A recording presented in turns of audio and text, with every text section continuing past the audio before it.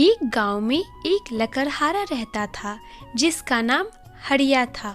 वह हर रोज जंगल जाता और वहां से लकड़ियां काटकर उन्हें बाजार ले जाके बेच देता था। यही उसका रोज का काम था। वह हर बार ही अपनी लकड़ियों को कंजूस सेठ धनीराम के यहाँ बेचा करता था, जो कि उसे बहुत कम पैसे देता था। इसी से वह अपना गुजारा करता था। तो दोस्तों, ये है हरिया का सबसे छोटा परिवार, जिसमें हरिया अपनी बेटी खुशी और पत्नी शाश्वती के साथ रहता है। इसी प्रकार एक रोज जब हरिया काम पे जाने वाला होता है। अरे भाग्यवान, अभी मैं काम पर जा रहा हूँ। शायद आते समय थोड़ी देर हो जाए, क्योंकि आज मैं सेठ से थोड़ी ज्यादा पैसे मांगूंगा और लकड़ियों का दाम भी बढ़ाने को बोलूंगा। ओ जी, आप इतने दिनों से बोल रहे हो। वाह, कंजूस सेठ तो आज तक आपकी लकड़ियों का दाम बढ़ाता नहीं है।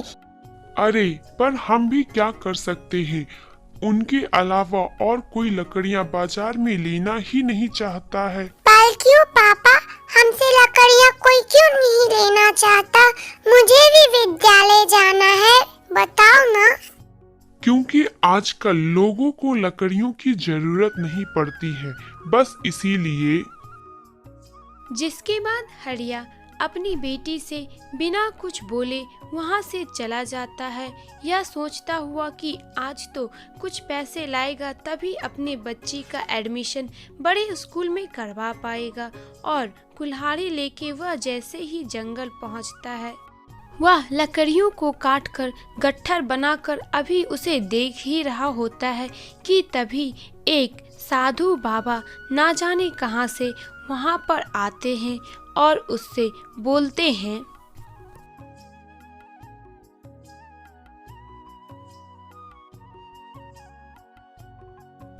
अरे बाबा, आप कौन हो? आप बहुत दिनों से भूखे लग रहे हो। पहले आपको इस जंगल में कभी नहीं देखा। बेटा, मैं कल ही दूसरे गांव से यहाँ आया हूँ। मुझे कुछ खाने को दे दो, मुझे बहुत जोरों की भूख लगी है। कृपया करो, दया करो मुझ पर। अरे बाबा, ऐसी कोई बात नहीं है। मेरे पास आपको देने के लिए किसी प्रकार का भोजन यहाँ उपलब्ध नहीं है। मैं भी क्या कर सकता हूँ? अरे बेटा, पैसे या भोजन नहीं तो यह लकड़ियों का गट्ठर ही मुझे दे दो। इसे बेचकर ही मैं कुछ खा लूंगा। ठीक है बाबा, आपको जैसा लगे। अगर आपको लगता है इसे लेने से आप प्रसन्न रहेंगे तो आप इसे ले लीजिए। मुझे इसकी कोई आवश्यकता नहीं। अभी वह बाबा ऐसा बोल ही रहे होते हैं कि तभी एक सफेद जादू होता है और वहाँ पर एक जिन आ जाता है। जिसके बाद वह उससे बोलता है। अरे बाप रे, क्या आप कोई भूत हैं? मुझे माफ कर दीजिएगा अगर मुझसे कोई गलती हुई हो तो। नहीं, मैं तो एक जिन हूँ। मैं तुम्हें काफी दिनों से यहाँ से लकड़ियाँ ले जाता हुआ देखता हूँ और तुम बहुत गरीब है। तभी मैंने सोचा क्यों ना तुम्हारी परीक्षा ली जाए और तुमसे यह लकड़ियाँ मांग के देखूं। अगर मुझसे कोई गलती हो तो मुझे माफ करना। आप इन लकड़ियों को ले जा सकते हैं जिन जी। अरे नहीं, मैं तो तुम्हारी परीक्षा ले रहा था। अब मैं तुम्हें एक चीज देता हूँ। जिन के इतना बोलते ही उसके हाथ में एक थैला आ जाता है, जिसे दिखाते हुए वह बोलता है।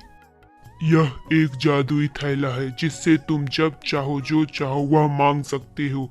यह तुम रख लो, परंतु याद रखना, जिस समय तुमने किसी गरीब की मदद करने से मना किया उसी समय वह गायब हो जाएगा। जिंदगी में कभी घमंड मत करना। जिन अभी ऐसा बोल ही रहा होता है कि तभी हरिया के हाथ में थैला आ जाता है और कुल्हाड़ी गायब हो जाता है। फिर हरिया बोलता है। अरे बाप रे, एक और जादू। इसे रखो और कभी भी गरीबों की मदद करने के लिए मना मत करना, वरना उसी समय वह गायब हो जाएगा। जी, मैं ध्यान रखूंगा। अब मैं चलता हूँ। ऐसा बोल हरिया वहाँ से निकल जाता है। उसे तो कुछ क्षण के लिए विश्वास ही नहीं होता है कि यह सब सत्य है। वह जल्द से जल्द घर जाता है और अपनी बीवी और बच्ची के पास जाके उन्हें यह सब कहानी बताता है। और फिर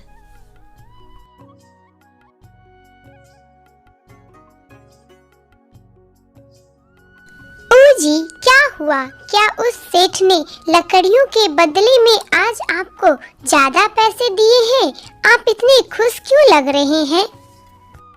फिर हरिया अपनी बीवी और बच्ची को वह पूरी कहानी बताता है, जिसमें कि वो साधु ने उसे किस प्रकार यह थैली दिया और बोला यह जादुई थैली है। ओ जी, मुझे लगता है उस बाबा ने आपको पागल बनाया है। अरे पिताजी, एक बार कोशिश करके तो देखिए, क्या पता यह सत्य हो, प्लीज। अपनी बेटी की ऐसी बातें सुन हरिया को भी रहा नहीं जाता है और वह तुरंत ही उस जादुई थैले से बहुत सारे खाने के लिए पकवान मांगने लगता है और तुरंत ही एक तेज उजाला के साथ जादू होता है और उन तीनों के लिए वहाँ खाना आ जाता है, जिसे वह तीनों बैठ के बड़े ही आनंद और मजे में भोजन का लुत्फ उठाते हैं। अब हरिया के दिन बदलने लगे थे। वह गरीब लोगों को जैसे भोजन, कपड़े, पैसे इत्यादि देकर उनकी मदद किया करता और कुछ लोग भी इनसे बहुत प्रसन्न थे। आपका बहुत बहुत धन्यवाद हरिया भाई। पता नहीं आप नहीं होते तो मेरा क्या होता। कुछ नहीं होता, तुम्हारी पत्नी को मेरे भगवान बचाते। अब यहाँ रखो और जाओ यहाँ से। समय बदला और हरिया का भी वह अब पहले जैसा गरीब नहीं रहा। वह अब अमीर हो चुका था और थोड़ा घमंडी भी।